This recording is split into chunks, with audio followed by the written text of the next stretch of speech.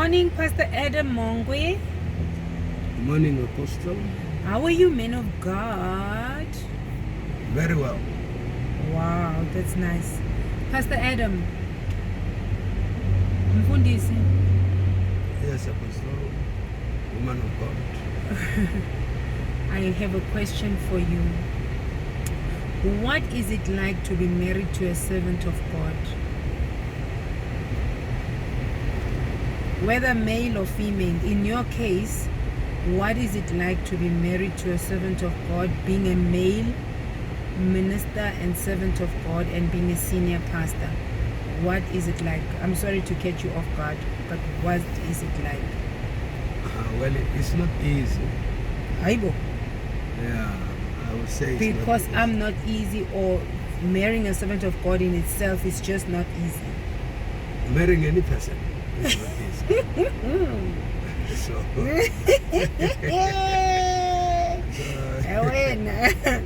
so being married marrying a servant of God, it comes with a lot of responsibility and such. Yeah, but the key is not to to complicate the obvious and the simple. Because then if you do that, then you're complicating the whole picture. What is the obvious and the simple in this case? The obvious and the simplest thing is to understand that at home you are a wife and you are a husband. Yeah. And you have a family. Yeah. That to me, it's a key.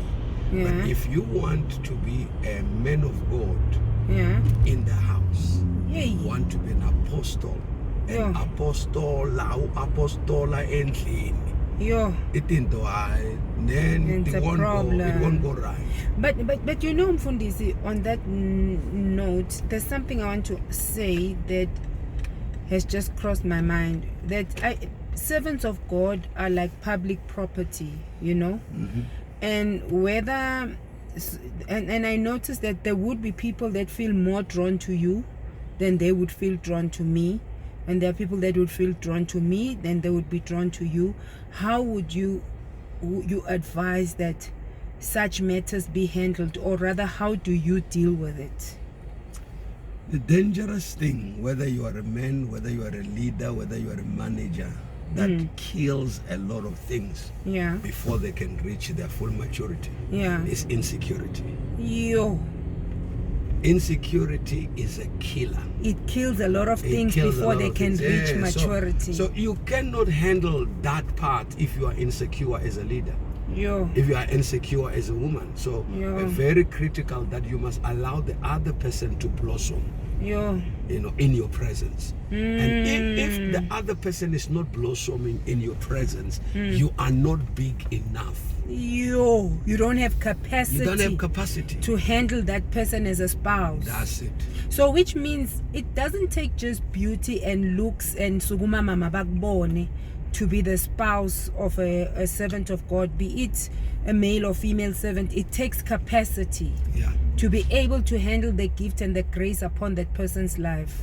Be it a manager or whatever that you have mentioned. So, all in all, being a spouse takes capacity. That's it. To be able to allow the other person to bloom in your presence. That's it.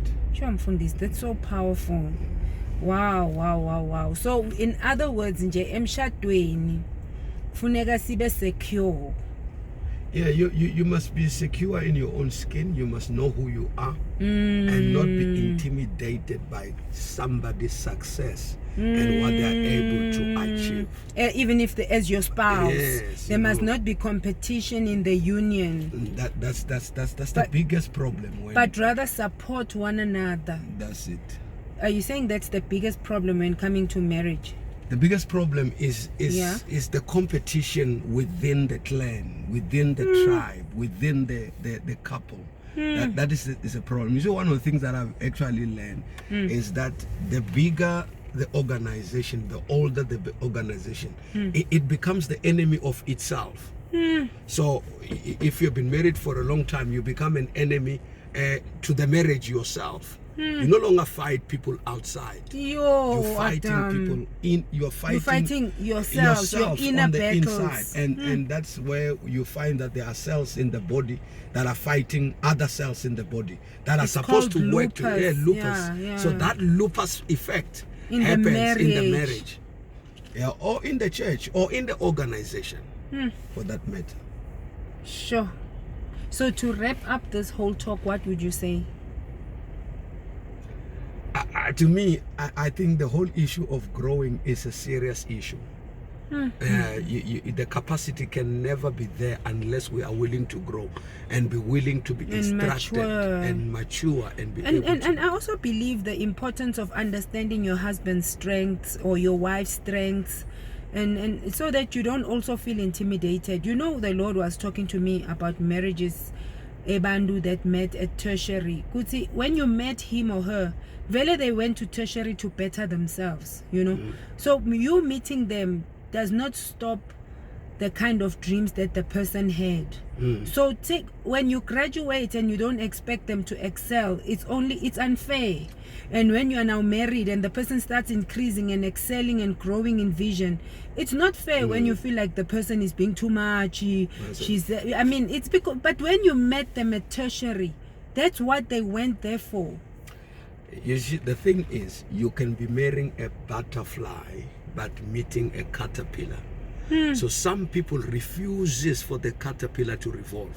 They want that husband or a wife to stay a caterpillar. The stage where they met him. They want them to stay there. That was a metamorphosis. There must be a change. The person moved from egg stage to caterpillar stage. They were about to be a cocoon and eventually fly away into the nations. That's it. So then, meaning I'm understanding why sometimes he would delay, especially with believers, giving them spouses. It's because he wants them to fully mature to butterfly level, you know, so that they also know themselves. Because in the lephlung is to come into a marriage now, and when some of your gifts come out and they are revealed, it's more like, yeah, beka sola right all along. Maranyalo soya shumayela mnangzanga shata mfundis. That's true. Do you see that? Angizange ngashada mfundisi sefune nihambe counseling ngema gifts lenkulunkulu nawe awaveta nawe bongawadi. No, thank you. Very right. Very, very right. Yo, may God help us. I think we'll have part 2 of this one, man of God. Because for now, I just need you to assist me in attending to some stuff at your expense. Amen. Lo amen wakho ngathi use Rob Ferrer. Akaphume Rob Ferrer. Amen.